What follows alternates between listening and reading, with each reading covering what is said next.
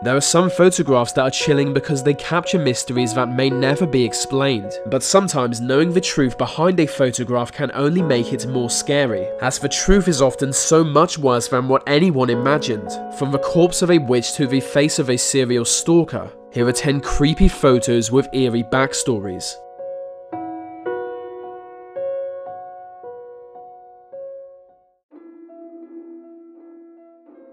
This photo shows us a different world, one where the Ku Klux Klan were extremely powerful. It was taken in 1926 and shows Klansmen riding a Ferris wheel in Cannon City, Colorado. The governor of Colorado at the time was a Klan member, and without Klan support it was difficult for any politician to win elections. The Klan held massive influence across the state, with authorities often turning a blind eye to their attacks on minorities. With a KKK majority in Colorado's House of Representatives, the mayor of Denver being a grand wizard of the Klan, and open corruption, they were free to terrorize their victims. They had nothing to fear. So when one day a traveling amusement park set up just a short walk from the local Klan headquarters, a large group of members paid it a visit. Dean Corll was a serial killer known as the Candyman. He owned a candy factory in Texas and often gave away free candy to local children. But in secret, the Candyman was using his position to abduct and murder young boys. He kidnapped and killed 28 children before being shot dead in 1973. He was shot by his 17-year-old accomplice who finally snapped. The accomplice was later sentenced to 600 years in prison. Decades after the murders came to light, the Candyman's belongings were searched by a filmmaker. He discovered an old photograph of a young boy, handcuffed and clearly distressed. The identity of this boy is unknown. It's likely he was a victim forgotten by time, which would suggest the Candyman killed more than the 28 victims accounted for. In 1921, what was becoming the Soviet Union witnessed a massive famine. It came after World War I and the revolutions in Russia, when a drought weakened Russia's already low supplies. At least 5 million people died from the famine and many peasants resorted to cannibalism. It got so bad Soviet authorities had to constantly insist people don't eat their own children. Yet countless people were driven to cannibalism, sometimes even murdering their victims to eat them. Corpses were seen everywhere and there was no other food available. So the Soviets harshly punished anyone suspected of cannibalism. You can see in this photo 2 suspected cannibals. In front of them are the partially eaten human corpses found in their home. It's unknown what happened to them, but I doubt they survived the famine. This image shows the mask worn by a notorious criminal known as the Beast of Jersey. Between 1960 and 1971, he broke into many homes on dark nights wearing this mask. He assaulted, molested, and raped women and children until his capture in 1971. Everyone on the tiny island of Jersey was terrified of him, but as he wore this rubber mask, he remained undetected for 11 years. He would approach his sleeping victims and stand over them, watching them sleep. When they awoke, he would attack them. Some children would be abducted and taken to a shrine he built for Satan. By day, he was an ordinary man, but by night, in his rubber mask and long overcoat studded with nails, he was the Beast of Jersey.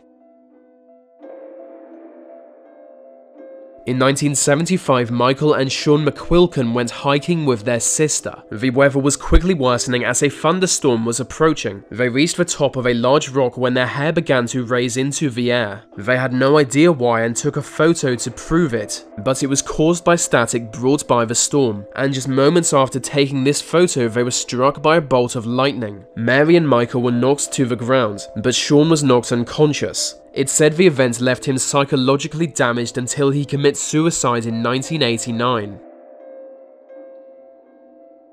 Some native New Zealand traditions involve preserving the heads of dead people. In the early 19th century, the heads became valuable and commonly traded so that Maori could purchase guns. Some Europeans took this opportunity to collect the heads. The most well-known collection belongs to a British Army officer called H.G. Robley, who can be seen here with it. The heads were sold out of desperation as there was a massive war between various Maori tribes, so they traded the heads for guns which were then taken around the world and put on display. Some say the heads are cursed and will be until they are returned to New Zealand. A man awoke one morning to see footprints in the snow leading up to his doorway. He lived in a remote area but clearly wasn't alone that night. Luckily, more footprints show how his visitor left, but it's still not a comfortable thought. I mean, considering it happened at night, at best it was someone trying to spread the word of Satanism. And when that's your best scenario, things are pretty grim.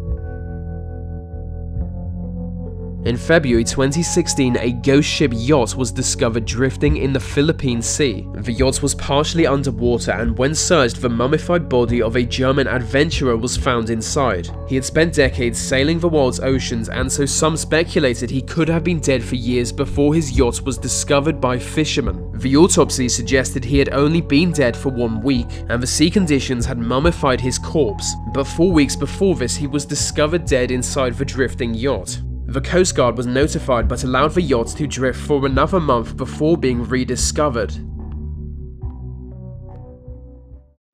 It said this photograph shows the corpse of a suspected witch.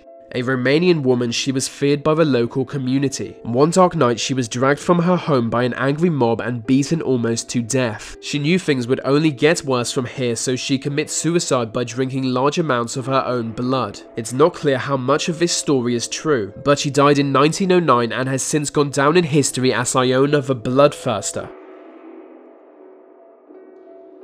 In 1901, the Attorney General in Paris received a mysterious letter from an anonymous author. It told of a woman kept locked away inside a small room. Police were sent to the stated location and found the story to be true. They took this photograph for posterity. For 25 years, Banch Monir had been secretly locked in a small room by her mother. She was 24 at the time of her imprisonment, which was caused by love. Her mother didn't approve of the man she wanted to marry, so she was locked away. For 25 years, she hadn't seen sunlight, and was psychologically distraught at the time of her liberation. She failed to readjust and was sent to a mental asylum where she later died.